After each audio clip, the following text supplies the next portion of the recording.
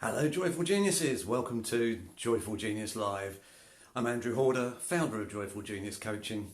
I've been spending the last decade and a bit helping solo practitioners, people like you, to find your genius and figure out how to make a really enjoyable way of making a living out of it. And one of the things that I get asked an awful lot is, if I'm not enjoying my work, what can I do about it? Now, there's a really glib answer to that, isn't there? There's the, well, if you're not enjoying it, stop doing it, go and do something else. Which is, it's true, if you're not enjoying your work, do find, think about how you can go and do work that you will enjoy. But I think that answer's a little bit glib, because actually, sometimes we can end up finding the work that we're doing that we actually love doing, but it stops being fun. And there's a number of reasons for that. One of the things I want to talk about today, in fact the only thing I want to talk about today, is a theory that I came across on my MBA called Herzberg's two-factor theory of job satisfaction.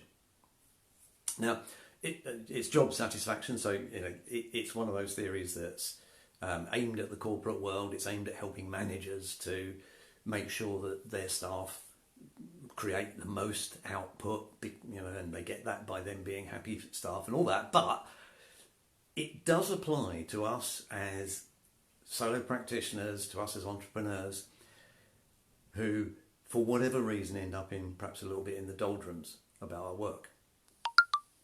The two-factor theory, the two types of factors, are the motivating factors and what Herzberg calls hygiene factors. Now let me talk about motivating factors first. These are the things that you would actively seek to have involved in the work that you do. So, if you're out there looking for a contract, you're out there looking for work, you're out there looking for clients, or even if you're looking for a job, you'd be saying, right, in my job, in my work, I want to have these things.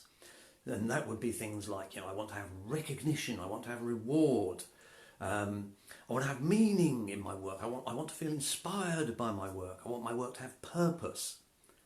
All of that, really lovely positive stuff that we all know we want. So that's the motivating factors, and that's kind of the simple stuff. That's the stuff that everybody knows how to do. The hygiene factors is, if you like, is the opposite of that. It's the stuff that pisses you off, to put it bluntly. And that might be things like the work environment that you're in. Perhaps it's the culture of the business you're working with, or the clients that you're finding yourself working with. Maybe it's your co-workers, other people working with that client, the attitudes of those people. Maybe it might be your professional regulatory body. I find myself sometimes getting a little bit naffed off by the way coaches are supposed to coach, and the way I coach ain't all necessarily exactly the same, so that can be a hygiene factor to me. When people start telling me, oh, that's not proper coaching. Okay, I'm getting results for the people who asked me to get results with them. What's the problem? Anyway, let's not go there, eh? Let's not get hung up on that hygiene factor. And that's actually the important thing. The hygiene factors are the things that we don't know that we notice. Yeah? They're the bad things that we don't know that we notice. So there's all sorts of stuff going on that Herzberg would describe as hygiene factors. I'm not getting paid enough. The coffee machine's always running out of milk. Why do I have to put my mask on to walk from reception to the office? Those kind of things, but they're just little niggles, and we don't really realise they're annoying us. Which is fine when there's only one or two of them, but if there's 3, 4, 5, or it goes on for any significant period of time, suddenly they can start to really undermine the joy that we can find in the work. So think about, what is it that you aren't noticing about the work that you're doing?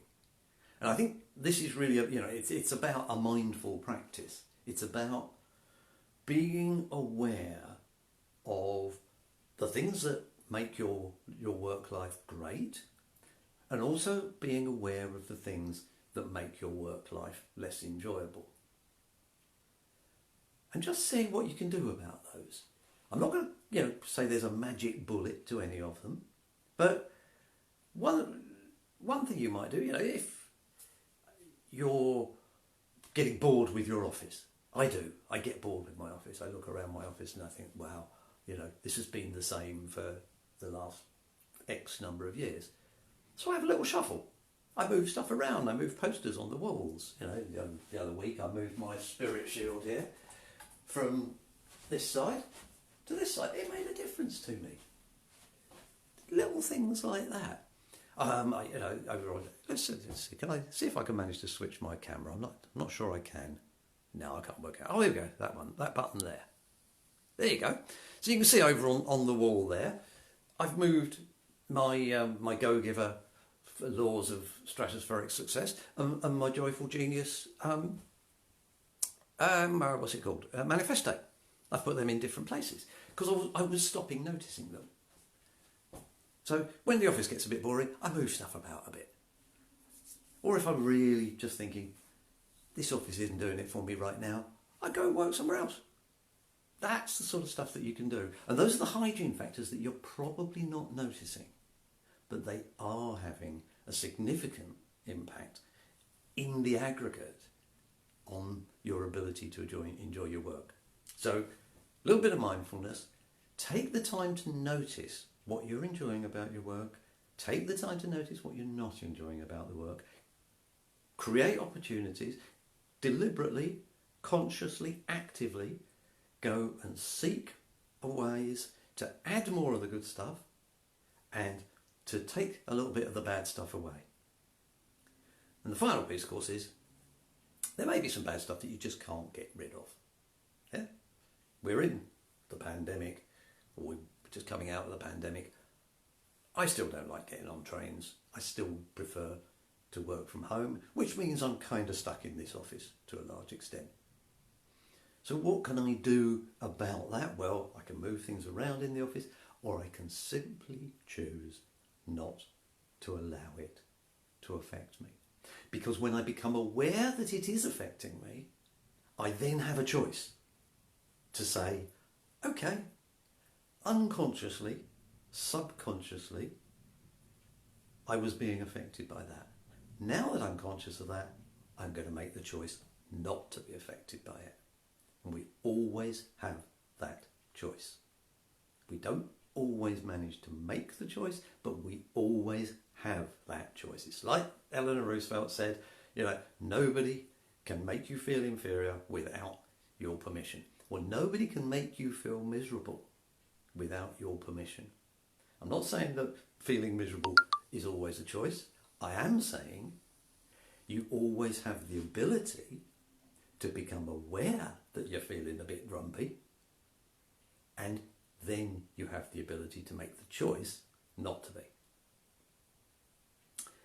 If you're feeling that kind of bleh feeling, and you'd like to have a word about how you lift yourself out of it, about what it is that means you're feeling like your mojo's gone missing, do me a favour, go watch my mojo video. It tells you a little bit about how I help people with that, and at the end of it, it'll invite you to jump on a brief 15-minute call just to see where you're at and what's possible for you.